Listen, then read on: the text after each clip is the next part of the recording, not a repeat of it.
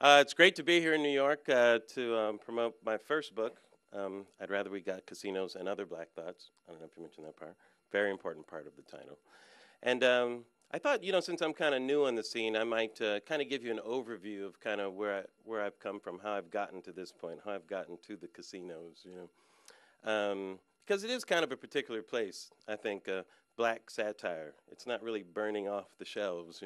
I guess the publishing people can tell you that. And so I feel like this is kind of new ground.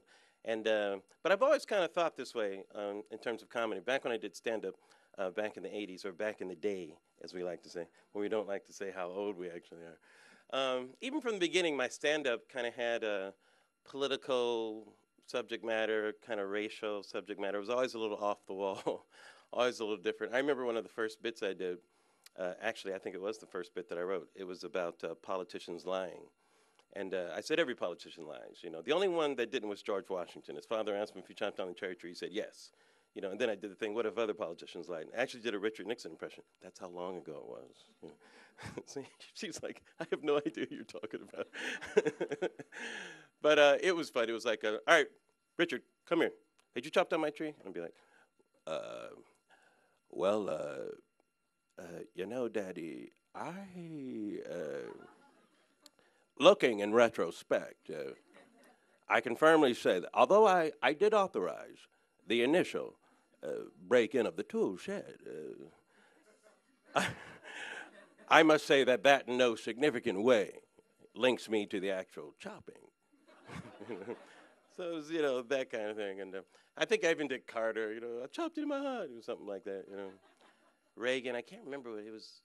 In fact, I think that was the joke probably that he couldn't remember. Well, what was the question again? It was something like that. But the one that I really liked, the one that kind of closed the whole bit, was Jesse Jackson. Because you have to remember at the time when Jesse ran for president in 1984, that was a whole new thing. White people, you're happy for Obama. Jesse, black people were so excited in 1984. I can't even tell you the feeling that it was, And so the energy, the kind of response that I got from this bit, there was so much energy. I thought, wow, there's something in that. There's something different that's different than the other laughs. And it went something like this. Like, say, Jesse, come here, boy. Did you chop down my tree? Well, Daddy, the question is not whether or not I chopped down your tree, as much as do I believe in the tree's right to exist? On that point, I do. Furthermore, Daddy, I believe in the rights of all trees. It was like a whole shrubbery coalition thing, They would get a big laugh and everything. So I thought, well, that sounds good. That feels on the right track. But when you're starting stand-up, you're not quite sure. You're trying to find your place. And nobody, at least I didn't see any other black comics that were doing that type of kind of material. So my first couple of years, I was trying to find what my voice was. But I did other jokes, too, like some of my favorite jokes on race and culture. Like I did a bit called Black Away. And it was this product that you put in your mouth to take the black out of your voice. So you could go on job interviews or that sort of thing. It's like, say, brother, so you tired of white people looking at you funny whenever you talk? It's like you take some of it and it's like, yes, revolutionary new Black Away works right in the mouth to remove even the most stubborn colloquial slang. It's that kind of thing. And it was based on a friend of mine that actually he was like, he had a medical, well, he was in medical school, that's what it was. But with the way that he talked, he just couldn't do things over the phone, And I thought, well, that's kind of unfair. That's what racism was back then. But I also did things about myself. I would talk about being black or kind of light-skinned, and people would ask what I'm mixed with, and they would make that face. Are you mixed with? It was always such a mystery. Something, and I would always say, look, if I was a beer, I'd be a Negro light. And I am a third less angry than the regular Negro, so it makes sense even today, is what I'm trying to say. So this was the type of material that I was generating at the time, which went over really well in clubs, but the persona that I had, this kind of laid-back, kind of wry type of thing, didn't really translate well in auditions, because they were looking for, more of the, as they would call, the urban type of comic, And in fact, Robert Townsend and Keenan Ivory Wayans did a great movie, Hollywood Shuffle, about that whole experience. We need more of an Eddie Murphy type, the and and after doing stand-up and doing pretty well in it, I did actually pretty well in the clubs and had a great time doing it. I even wrote for the comics and that kind of stuff.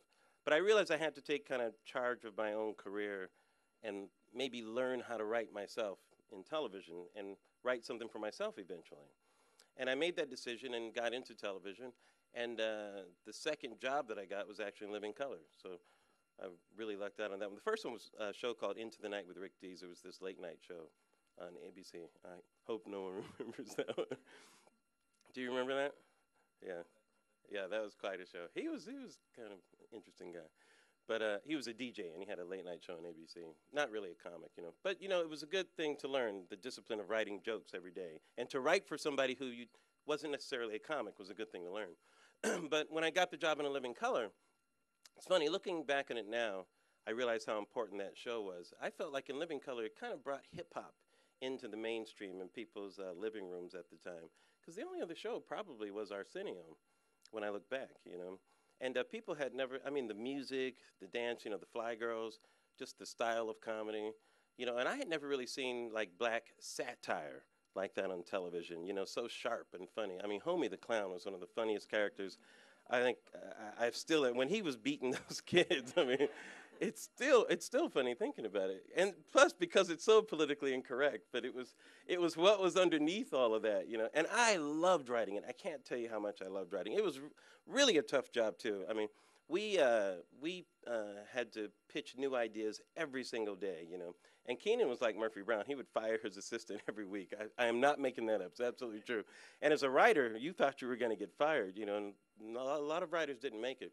So there was a lot of competition on the show, but good competition. And that show really taught me how to write under pressure, and really how to raise the bar, because there were so many talented people on the show. Look at the cast. You had Jim Carrey, Jamie Foxx, who won an Oscar, J-Lo was Fly Girl, Rosie Perez, of course the Wayans, and the writing staff was very talented too. I remember the one piece that kind of kept my job early on too. It was, I went back to Jesse Jackson, and I did Jesse Jackson's children's books. It was like the Dr. Seuss books that I wrote for Gator. It was like Horton Here's a Hoe, I think was one of them. It was so horrible. I know there's a hoe who's down there, and what's more, quite likely there's two, even three, and four. Whole family of hoes who hope to survive. Don't be like a hoe, just keep hope alive. It was that kind of, and Keenan loved it. It was great. He loves that kind of outrageous stuff. So I did that for a couple of years, and then I went into sitcoms.